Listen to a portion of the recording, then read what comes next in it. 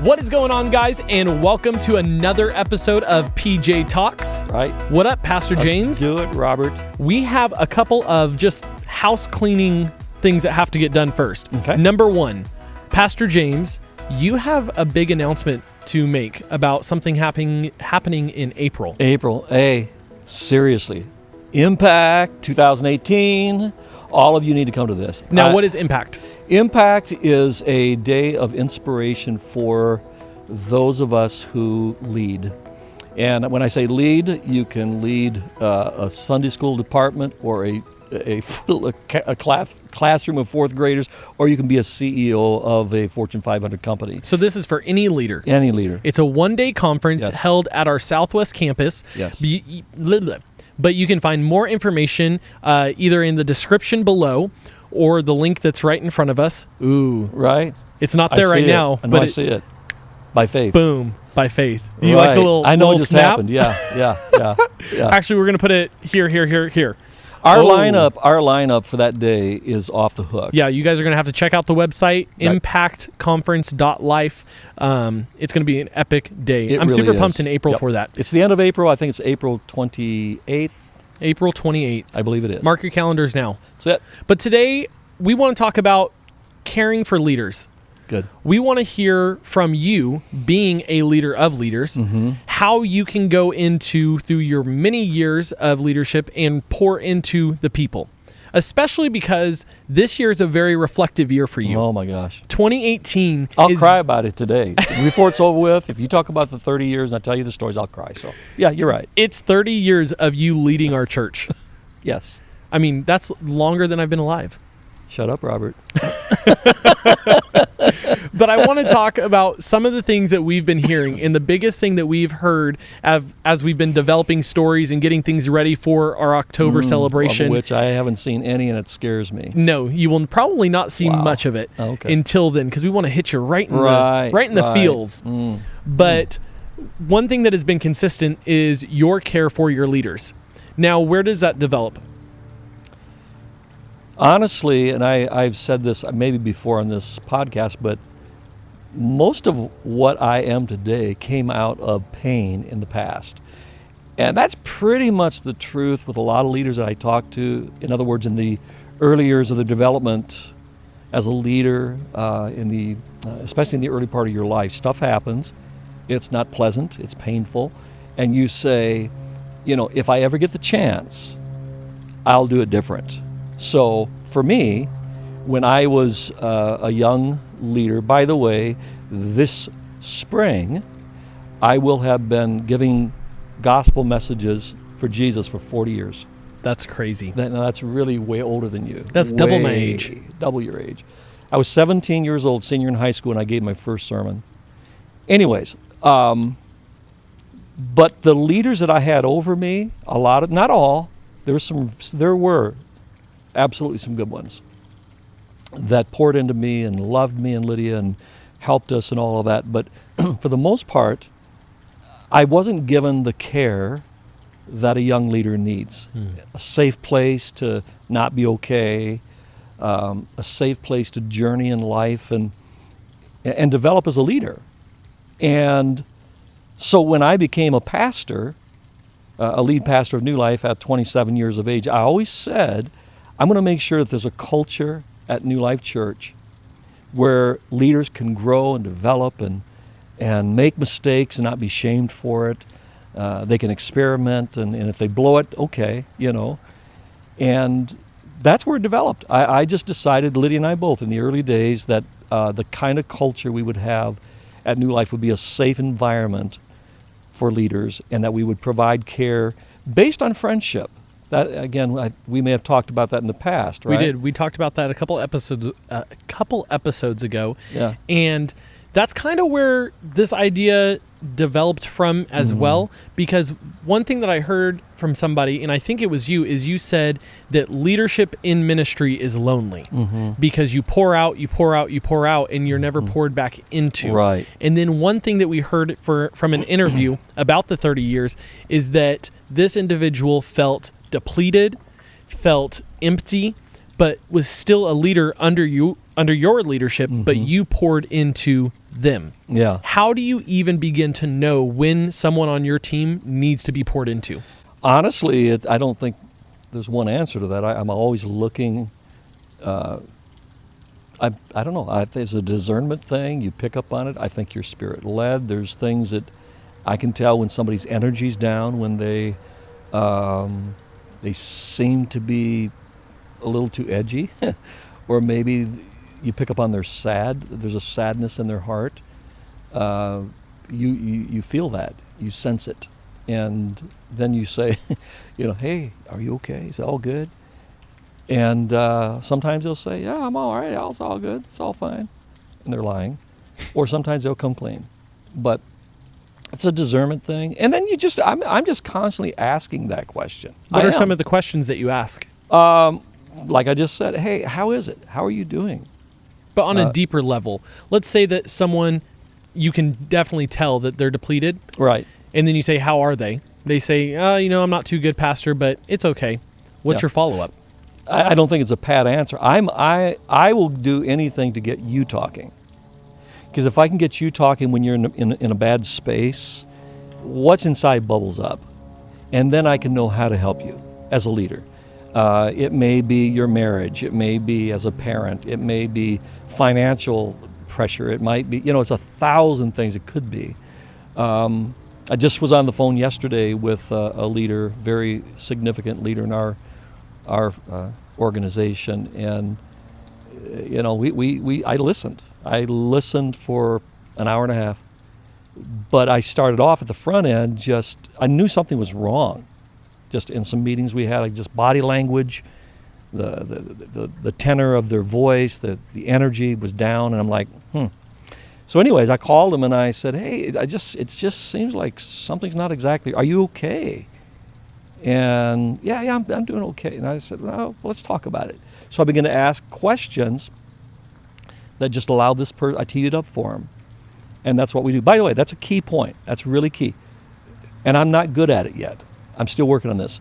You've got to be a good listener, because they'll tell you where they're at if you allow them. They'll just kind of bubbles up, and then you'll know how. Like with this person, I knew they really do need. It's more than just an hour conversation with me. They really do need some extensive help and a good Christian therapist to come alongside them and help them process.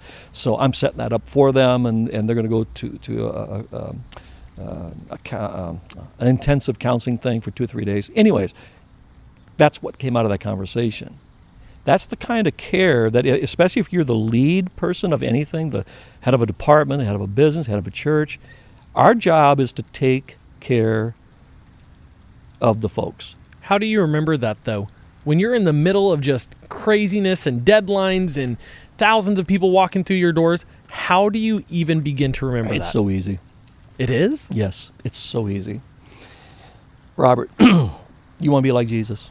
Do I personally want to be like Jesus? Yes. Of course you do. So let's talk about how Jesus led. Okay. Jesus on one day was feeding about 20,000. 5,000 men, so that you got kids and wives, so 20,000. But Jesus, even though he talked and ministered to the thousands, he poured his life into 12.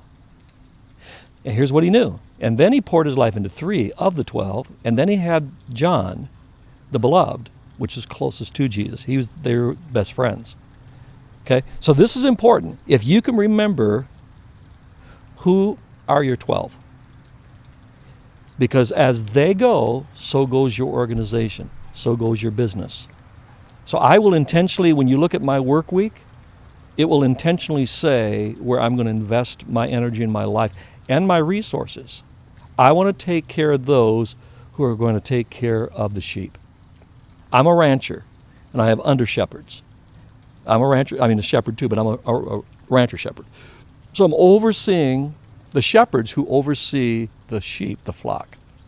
So if I can intentionally pour my life into my 3 and then into the other 9, then I know that long term they're going to take care of the sheep, help me to govern this thing called New Life, where there's 6,000-7,000 people who call this church home. That's the way I think about everything. It's not even, okay, you ready for the story? I'm ready. Is it a good one? Oh, it's good. It's Stephen Covey, like 30 years ago. I learned this. Who is that? Stephen. Hey, I'm No. trying to edify. I know. Stephen Covey. 7 Habits of Highly Effective People. Oh, yes. Okay. Right? I know that book. I've actually read that book. I didn't even know that was the author. Stephen Covey tells a story, and it's about the farmer who gets this goose that lays golden eggs. He's like, whoa, my God, he's poor. He's a very poor farmer. But he gets this goose, it's laying golden eggs. He comes and tells his wife, oh my gosh, this goose lays golden eggs. We're going to be wealthy. So every day, faithfully, that goose is laying these golden eggs. He goes out there and he takes the golden egg, takes it, sells it. He gets another, boatload of money from that. Next day, same thing. Goes on and on for a couple years. And then one day, he goes out there and the goose didn't lay a golden egg. And he got so mad. He said, why are you laying golden eggs? And, and he got so mad at this goose. By the way, let me back up. Big part of the story. Every day he... Pause for a second. There's sirens. Is that bad? Yeah. You don't like that? No. So I'm going to start all over again? No. You get to one day he walked out and the goose wasn't laying eggs. So one day he walks out to the barn. He goes to get the golden egg from the goose, and there's not one there. And by the way, you got to back up. He's been feeding this goose every day because it's laying the golden eggs. So every day he feeds this goose and takes good care of it, nurtures it because it's laying the golden egg. But one day he goes out and he didn't lay the golden egg. So he gets so angry. Why didn't you lay the golden egg? He got so angry that he starts choking this goose. And he's so angry he doesn't realize what he's doing. He finally killed the goose that lays the golden eggs. Here's the lessons. Number 1, take care of your gooses that are laying the golden eggs. Who is it on your team that are producing the golden eggs? There are not a lot of them. So is there a deeper level than just giving them food? Oh, of course, yeah. I'm talking about nurturing, loving, caring for. Sending this person I'm going to send to a Christian counseling center. I want their soul good. I just don't want them to produce the golden eggs that they can do on Sunday. I want to make sure their soul's good, their family's good, their finances are good. Make sure that they're good as a person, right? But it really does relate to this thing. Okay. Take care of the gooses that lay the golden eggs. That's what I'm saying. Yes. So who are my 12? The gooses. They're laying the golden eggs.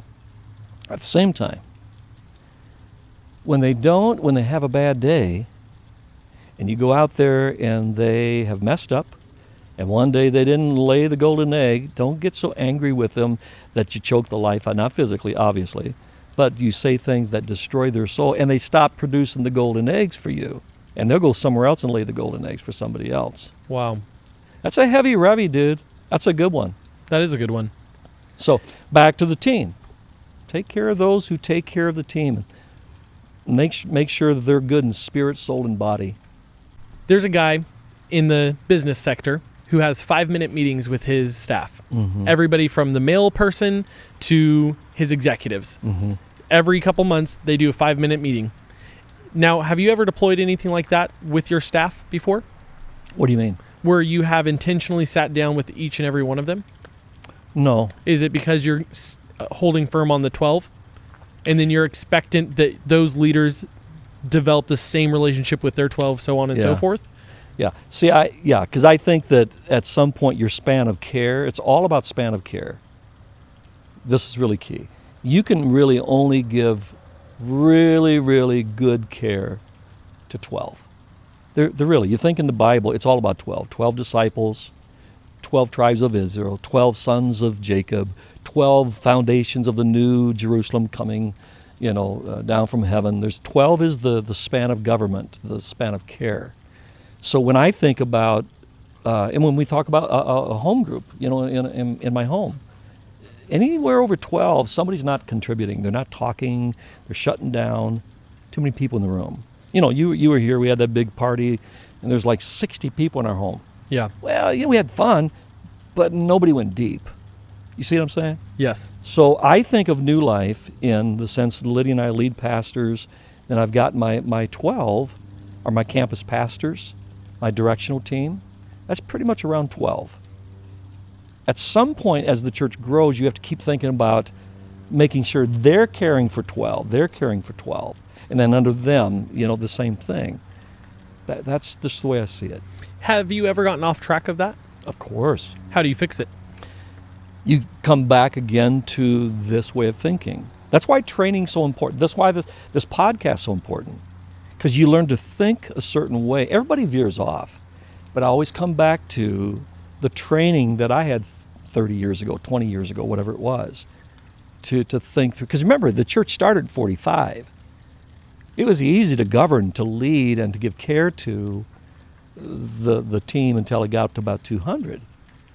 And that's when you have to choose. And a lot of you out there, you're pastoring churches, you're hitting that 200 mark or thereabouts, you're headed towards that. This is key. There's something very true about the 200 barrier. 200 barrier. It's where a lot of churches, most churches stop growing. And here's why. Because the lead pastor, still wants to be the shepherd over everybody. We marry, we bury, we're everybody's hero.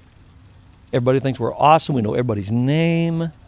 And at 200, you got to say, wait a second, do I want to be a part of something great? If I do, then I've got to release shepherding care to others, and then they become people's heroes.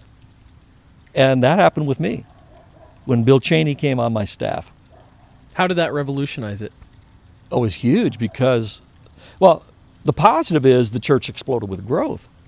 Because I, as one leader, can only cover so many people. And again, it's between 200 and 300 that you know everybody's name.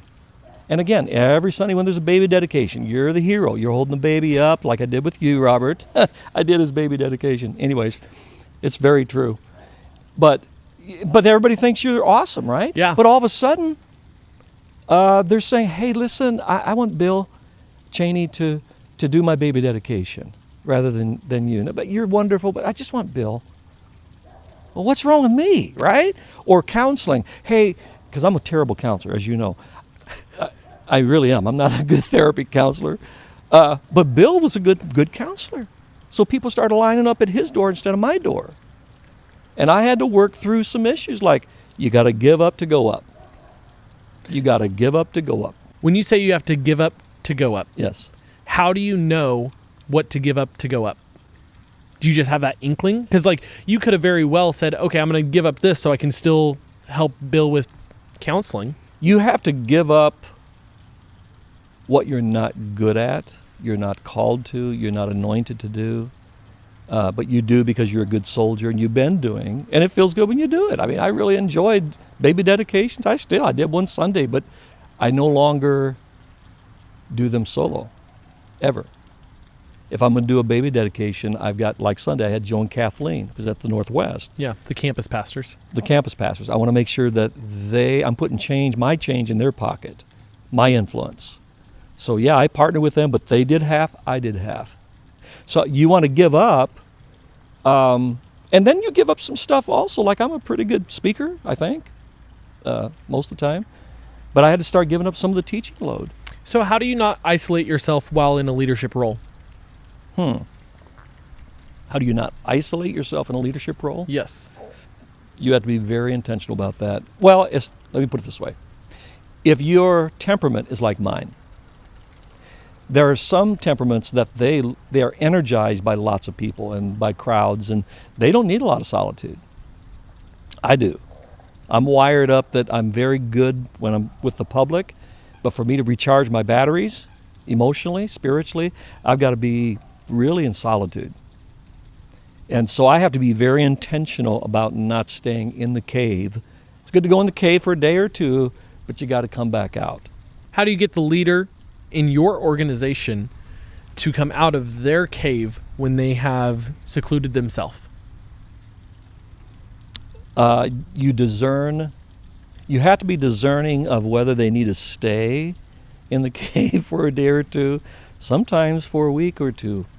You got to discern that. I mean, I wish I had a better answer. So it comes from a gut feeling? It's a gut feeling, yeah.